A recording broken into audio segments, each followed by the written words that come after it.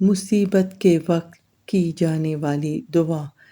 رسول اللہ صلی اللہ علیہ وآلہ وسلم نے فرمایا، اگر کسی بندے کو کوئی تکلیف یا صدمہ پہنچے اور وہ یہ الفاظ کہے تو اللہ سبحانہ وتعالی اسے ضرور اس کا نعم البدل عطا فرما دیتے ہیں۔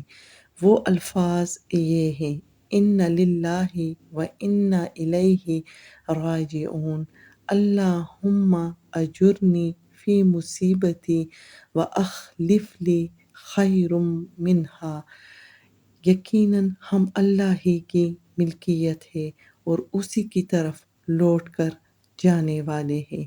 اے اللہ، مجھے میرے اس صدمے یا تکلیف کا اجر دے اور بدلے میں مجھے اس سے زیادہ بہتر دے۔